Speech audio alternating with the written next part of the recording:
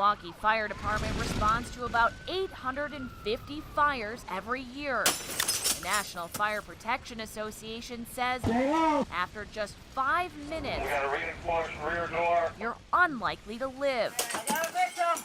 So the last thing you need are security bars coming between you and survival. I lost my house. Essie Long knows the loss of fire firsthand. It was just real bad. It damaged everything. I didn't have nothing. Last year, her home burned down, so her family moved here. And like many, she put up security bars. Why did you put the bars on your house? Prevent ourselves from being robbed and safety. But what she doesn't realize is that security bars are a safety risk. Imagine if you were actually inside your home in that fire with bars on. How would you get out? No way. We'd probably be burnt up. To show how dangerous bars are, Milwaukee's fire department and CBS 58 simulate a fire. Cameras are mounted throughout the house. For safety, crews enter a fire-free home, and it was set on fire at a different date. At a minute and a half, neighbors see smoke and call 911. 911, where's your emergency?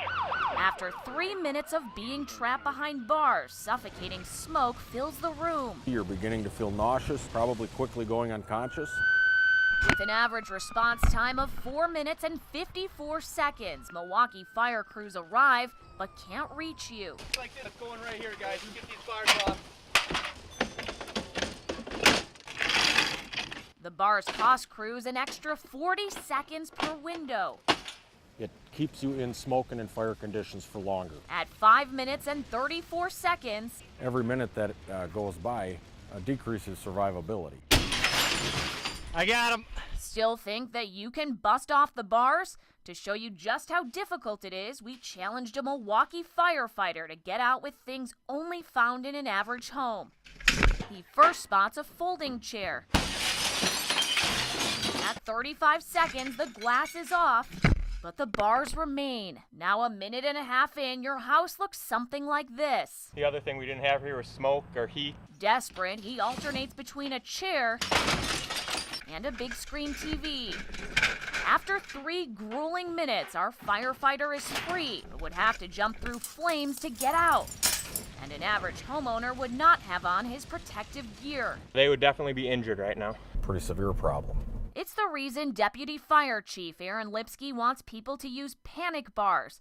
Locked to burglars on the outside, a latch lets people out from the inside. Requires just a simple motion, and it actually unlocks half of the windows. The city code requires security bars to be removable, but does not define what removable means, creating a dangerous loophole.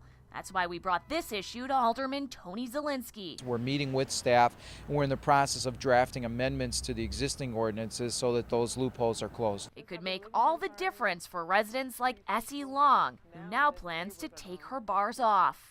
I'd rather have no bars. So that nothing comes between her and a way out.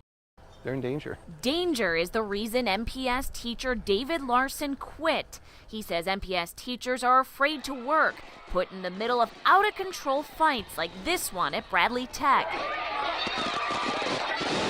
I've been kicked. I've been hit. One kid almost stuck a pencil in my eye. I've been on the floor many times with kids. Breaking up fights? Breaking up fights. Retired 2 years ago from Bayview High, Larson agreed to talk to CBS 58 News, saying the public needs to know about violence in the schools. Teachers were in danger. Their safety was in danger. Larson says he even got emailed a death threat. I have a gun, I know how to use it, and I'm not afraid to come in and shoot some people. It shakes you up a little bit. Police records dating back to 2011 back up Larson's claims. We found at least 25 teacher and staff complaints of being either hurt or threatened by students at Milwaukee public schools. Like this teacher who complained of being punched in the chest, a school safety officer choked by a student, gang fights in the hallway, and even Larson's police report filed after a student swung at him but hit the assistant principal instead. Bayview students like Giovanni Hernandez have witnessed the violence. So what happens when a teacher tries to break up a fight? They get hit. They get hit because they get in the way. At a budget hearing just 1 week ago, the teachers union vice president demanded better security. Our safety in our buildings is broken, and it needs to be fixed. We have teachers and students assaulted every single day in this district. So it is time to start putting money into programs that work. In a written response, the district says it's the goal of school staff to end the fight. CBS 58 then requested the district's teacher retention rates. As of January of this year, MPS says 32% of its teachers leave the district by the end of year 3. Larson says until change is made, more teachers like him will continue to leave the district. I feel sad for all the kids that are going there to get an education, and they can't because of behavior of a few of the kids. All day long, people have been quietly stopping by the home to remember the 2 children that died inside. Time and time again, we heard stories of neighbors trying to get inside the home to rescue the children, but the smoke was just too thick. Ashes from the flames are a somber reminder of the 2 children who never made it to school this morning.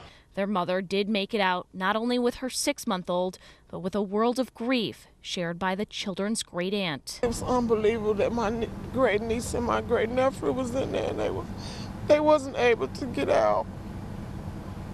They're not here anymore. A neighbor was one of many feeling guilty that they couldn't reach the children sooner. My heart goes out to the family, and I wish I could see the lady again just so I can tell her that I feel her pain, and I wish I could be there soon. The fire chief says they struggle to accept that they did not win the race against time. They say the 11 and 6-year-old were already gone by the time they got upstairs. One was found hiding from the flames in the closet. And when we're at those scenes, you can't help but think of your children at home, and again, what a horrible tragedy it would be to not be able to see your child when you go home or the next morning. Despite all the despair, the family says only one thing can help them now. We just ask for everybody to pray for us and keep the family strong, because it's a hard situation right now. Firefighters say that there were smoke detectors inside the home, but they were not sounding when firefighters got here. The Red Cross is now helping the displaced families. Reporting live here in Milwaukee, Sarah Barwacz, CBS 58 News.